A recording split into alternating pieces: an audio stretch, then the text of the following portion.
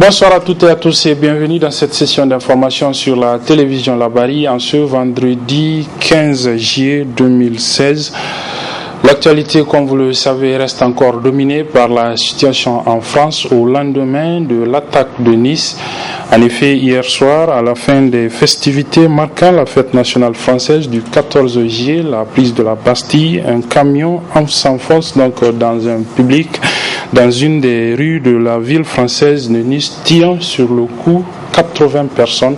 Le bilan a été revu à la hausse cette journée. Il est porté désormais à 84 personnes et une dizaine d'autres qui sont dans un état critique en situation d'urgence extrême dans les différents hôpitaux de la ville niçoise de France. Donc, ce qui a créé donc l'émoi en France et ailleurs dans le monde. Un deuil national de 3 jours a été décrété. Il débute demain, samedi. Il va donc s'étaler sur les 3 jours. Cet après-midi, les autorités françaises, avec à leur tête le président François Hollande, étaient au niveau de la ville de Nice pour compatir donc, mais aussi apporter le soutien moral aux familles de ces personnes disparues. L'identité donc du conducteur du camion est connue désormais. Il s'agit d'un Français d'origine tunisienne qui a donc été donc dans le véhicule qui s'est donc enfoncé dans ce public. Je vous propose de revenir à travers cet élément de nos consoeurs de TV5, de notre consoeur donc de la télévision TV5 sur le déroulé de cette attaque qui s'est déroulée donc hier soir. 22h45 hier soir. Ce poids lourd vient de forcer un barrage et s'approche de la foule à faible allure. Puis il accélère avec sur sa route 30 000 personnes venues célébrer le 14 juillet. Le véhicule se déporte à droite, à gauche pour percuter plus de victimes.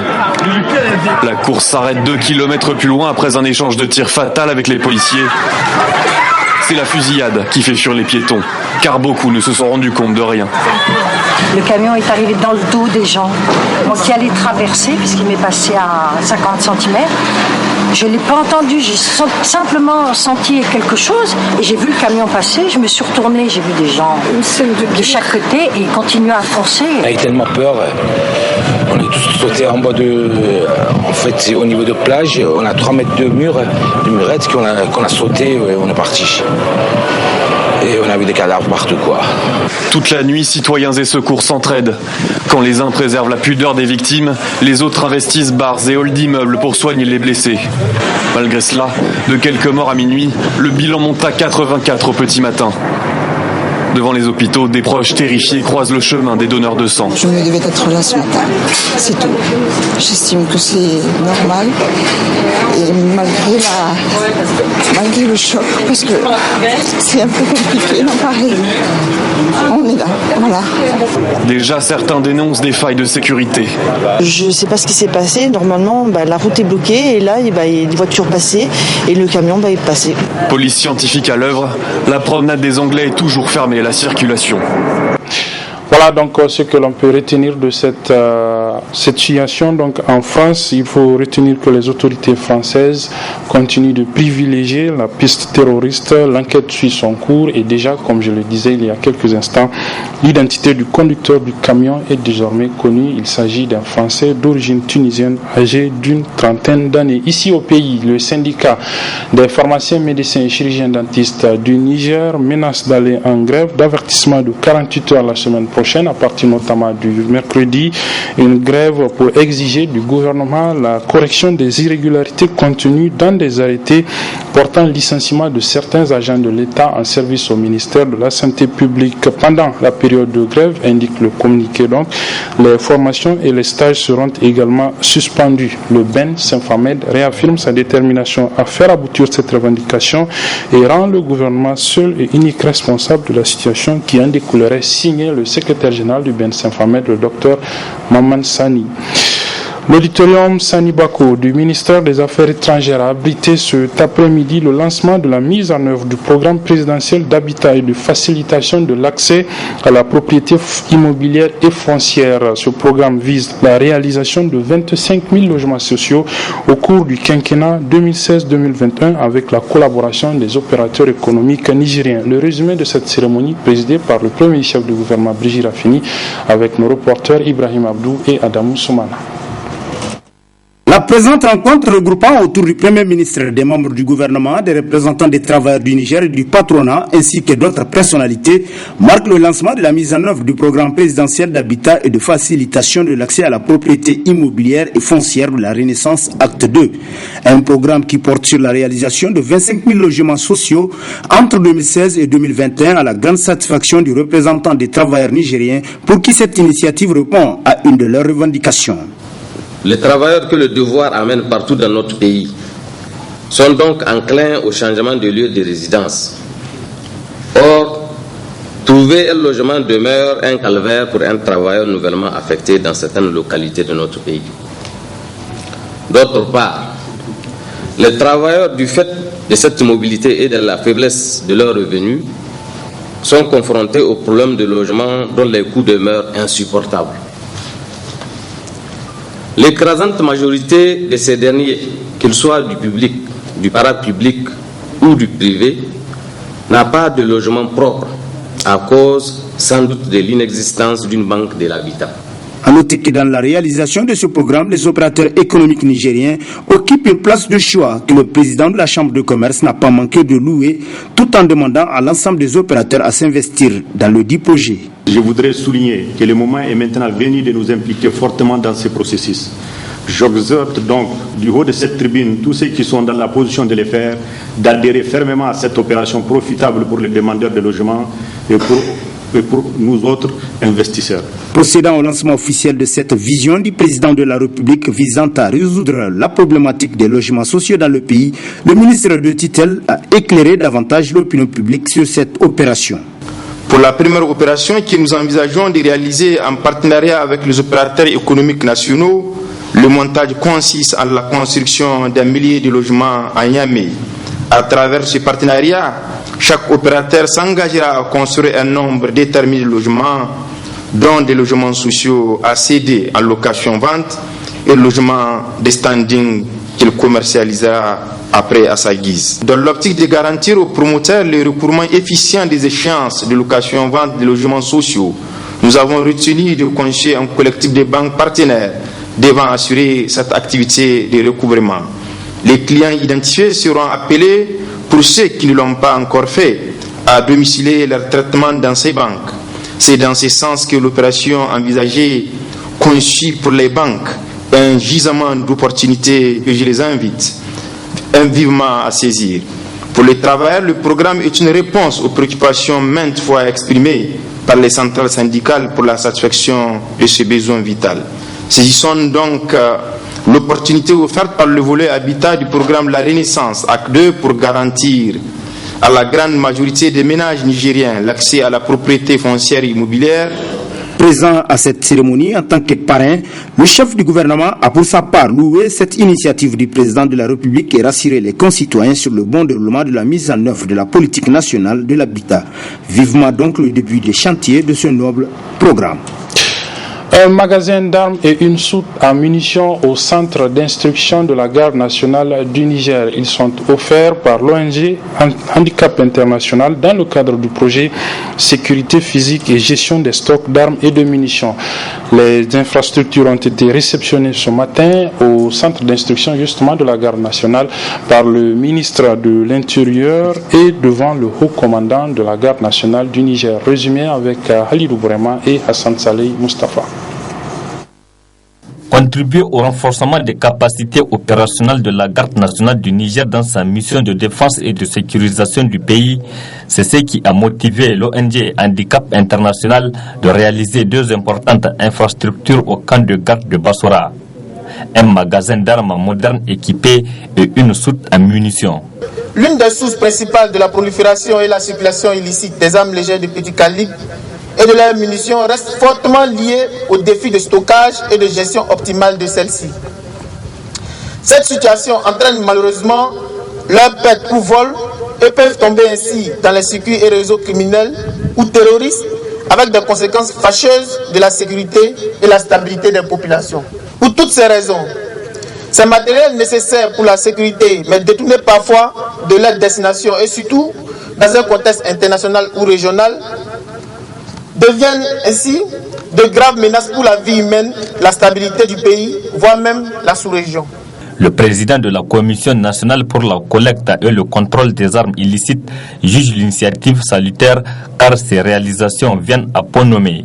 Ces infrastructures sont construites selon les normes internationales, ce qui contribuera également à n'en point douter à améliorer la gestion physique des stocks d'armes et de munitions, là également couramment appelé PSSM, c'est de l'anglais, de la garde nationale, et à réduire significativement d'autres risques d'accident. La lutte contre la prolifération des armes légères et de petit calibre ALPC passe inévitablement par la mise en place d'infrastructures adéquates qui répondent aux standards internationaux. En réceptionnant les clés de ces infrastructures, le haut commandant de la garde nationale a exprimé sa reconnaissance à Handicap International et ses partenaires pour cet appui inestimable. La réalisation de ces infrastructures composées d'un magasin d'armes moderne équipé et d'une soute à munitions entre dans le cadre de l'engagement de votre pays qui consiste à aider les États partenaires à protéger les populations civiles face aux menaces liées à la prolifération des armes légères et de petit calibre et aux probabilités d'accidents pyrotechniques dans les dépôts de munitions par l'observance des règles de gestion de la sécurité physique des sites de stockage des armes et des munitions. Cet appui que les autorités nigériennes apprécient sa juste valeur témoigne une fois de plus de la volonté des États-Unis à accompagner le gouvernement nigérien pour la réalisation de cet objectif noble qui est de garantir la sécurité à tous. Le ministre de l'Intérieur qui a présidé la cérémonie et tous les autres participants ont enfin eu droit à une visite guidée des infrastructures réceptionnées. Les candidats au brevet de technicien supérieur BTS d'État session de juin de cette année, donc 2016, ont débuté ce matin les épreuves pratiques de leur examen. Il faut rappeler qu'ils sont un peu plus de 4500 plutôt candidats repartis dans 2 centres, à savoir Niamey et Maradi. Ce matin, un des responsables du ministère en charge de l'enseignement professionnel et technique était allé au niveau du centre de Niamey pour constater le déroulement, le début donc des examens pratiques du BTS d'État de cette année. Nafisa Zakou et Chebou Guisso. Ils sont au total 4563 candidats à se présenter au brevet de technicien supérieur BTS d'État session 2016. En effet, pour cette session 2016, plusieurs innovations ont été apportées. La première innovation, c'est que nous avons généralisé la pratique informatique. Jusqu'à la session 2015, il n'y avait que 6 filières qui faisaient donc la pratique informatique. Cette fois-ci, donc, c'est toutes les filières qui font la pratique informatique. Donc, ce qui fait donc un volume de travail plus important. Et donc, la deuxième innovation, c'est qu'il y a la création des jurys, spécialement pour la pratique informatique. Donc, cette année, nous avons créé 2 jurys qui vont s'occuper de la pratique informatique et des ateliers. La troisième innovation, donc, pour la session 2016, c'est que pour la première fois, nous avons des candidats déficients visuels. Donc, vous les avez là actuellement en salle. Nous avons 2 centres au niveau national, le centre de Niamey, effectivement, et le centre de Maradi. Mais le centre de Maradi, compte tenu de l'effectif des candidats qui n'est pas très très important, nous avons programmé donc la pratique informatique juste après les épreuves écrites et orales. La participation des non-voyants pour la première fois à ces examens du BTS ne laisse pas indifférent le secrétaire général de l'Union nationale des aveugles du Niger. Je dois dire que c'est un jour historique aujourd'hui, puisque c'est pour la première fois, vous l'avez dit, que des personnes non-voyantes se présentent au BTS. Et pour nous, c'est vraiment un cachet particulier. Et je voudrais saisir l'occasion pour remercier l'ensemble du staff et des décideurs, n'est-ce pas, de l'ONEX pour faciliter d'abord les examens, n'est-ce pas, l'accès au BTS pour les personnes non-voyantes. Bien que c'était un droit légitime pour elles. Les examens, en fait, nous l'avons commencé avec sérénité. Nous avons 2 candidats cette année et nous prions Dieu le Tout-Puissant de venir en aide d'ailleurs à tous les candidats, pas seulement les nôtres. Et nous avons commencé et nous n'entendons pas nous arrêter là. Chaque année, nous allons, Inch'Allah, essayer de présenter des candidats au BTS. Il faut noter que 3 sites parmi les 6 sites que compte la région de Niamey à savoir le Centre technique Calmaro, l'IAT et l'ONEX, ont été visités par le directeur service relations publiques du ministère des enseignements professionnels pour s'enquérir des conditions du déroulement de ces examens. Il a profité pour appeler les candidats à garder leur calme et d'être sereins. Vous le savez peut-être déjà, l'administrateur principal de l'agence spatiale américaine, la NASA, est dans notre pays depuis quelques jours. Il a lancé hier le projet Servir Afrique de l'Ouest. Cet après-midi, il était au niveau de l'école africaine de météorologie et de l'aviation civile EAMAC, où un exposé lui a été présenté sur les activités de l'EAMAC. Michel Deji et Aboubakar Souley. Avec la science, tout est possible et c'est ce que le général Charles Bolden, 12e administrateur de la NASA nommé depuis 2009 par Barack Obama, est venu expliquer aux étudiants de l'EAMAC. Astronaute américain chevronné qui a commandé plusieurs missions autour de la Lune et des planètes comme Mars et Pluton. C'est la dernière planète de notre système solaire. À partir de cette mission, nous avons appris que Pluton n'était pas gelé, mais c'est une active. Elle a des vallées et elle a de l'eau. Elle a beaucoup de choses et nous avons appris beaucoup de cette planète. Ce que vous voyez, c'est l'équipe donc sur la station. Et puis nous allons loin de loin et il y a moins d'ex-possibilités de leur faire parvenir de la nourriture, envoyer de la nourriture. Nous allons vous montrer donc des photographies. Donc dans le RMD, nous avons développé des systèmes de vol pour vous qui étudiez la météorologie ou qui seraient des contrôleurs. Grand sentiment d'enthousiasme pour les étudiants et le directeur de l'EAMAC qui se réjouissent de cette visite de Charles Bolden. Il y a un projet que la NASA veut amener ici au Niger et le but de cette rencontre, c'est déjà de sensibiliser les élèves, mais au-delà de ceux-là, ceux qui sont à l'extérieur, dans les lycées, dans les universités, à embrasser la carrière scientifique. Voilà l'objectif principal. Quel est le projet, monsieur le directeur? Ils l'ont appelé Sévir. En fait, c'est un projet qui vise à installer ici au Niger un domaine d'études et de recherche qui concerne l'atmosphère, qui concerne la météorologie, qui concerne les sols, pour que la manière dont nous abordons les questions agricoles puisse connaître une meilleure exploitation et donc des rendements qui peuvent aider nos États à vraiment devenir autosuffisants.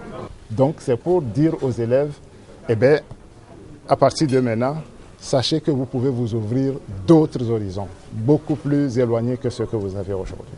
Présent à Niamey depuis le mercredi 13 juillet dernier, cette rencontre marque la fin des activités entrant dans le cadre de la visite officielle de travail de l'administrateur de la NASA, Charles Bolden, au Niger. Et en reconnaissance au service qu'il a pu rendre, des cadeaux de souvenirs lui ont été offerts par l'EAMAC et l'ANAC. Dans la matinée, l'administrateur principal de la NASA, Charles Bolden, était au niveau du Centre culturel américain où une exposition a été faite par l'Association nigérienne pour la promotion et l'invention, et l'innovation. Parmi donc les invités, il y avait également l'ambassadeur des États-Unis d'Amérique au Niger, Nasser Dantofo et Soumela Abdoulaye pour le résumé. Cette exposition de l'Association nigérienne pour la promotion de l'invention et de l'innovation AMPI est organisée à l'honneur de Charles Bolden, administrateur à l'administration gouvernementale responsable du programme spatial des États-Unis, NASA. Il s'agit pour lui de découvrir le génie créateur des inventeurs nigériens et cela constitue un honneur pour l'Association nigérienne de l'invention et l'innovation AMPI. Avoir le premier homme qui avait piloté une navette spatiale dans le monde, le premier homme qui a été sur la Lune, qui est venu à vous et discuter avec vous, échanger avec vous, vous apprécier, vous évaluer, c'est quelque chose de génial.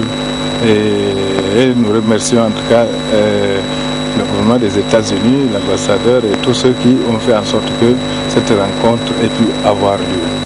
Pour l'AMPI, l'objectif est donc atteint. L'objectif principal est atteint, c'est de pouvoir faire des échanges avec des chercheurs expérimentés, un chercheur qu'on n'est plus à présenter. La NASA, c'est le socle de la recherche. Et nous sommes des chercheurs, certes on a des chercheurs confirmés parmi nous, mais nous ne sommes pas dans le cadre. Nous ne sommes pas dans le cadre. Et que des gens qui avaient tous les moyens puissent nous découvrir, puissent venir à nous, puissent venir nous encourager, échanger avec nous, pour nous, c'est vraiment un honneur, c'est vraiment un encouragement, c'est vraiment une force, une impulsion pour nous. L'administrateur Charles Bolden a également rencontré plusieurs structures évoluant dans le domaine de la science, dont entre autres les jeunes leaders dans l'excellence et les lauréats du jeu mathématique édition 2007. Et pour refermer cette édition, nous vous proposons ce reportage sur le métier de vulcanisation qui se modernise de plus en plus dans la capitale Niamey. C'est un reportage signé Ali Doubourema et Ramatou Berki. Le travail de vulcanisateur est un travail très utile qui est de plus en plus modernisé. Toutes nos machines utilisent l'énergie. Et surtout nous on travaille avec 380. Pour moi c'est modernisé, il y a traditionnel. J'ai appris le métier là en Libye. J'ai fait presque 10 ans en Libye. Je suis rentré au pays.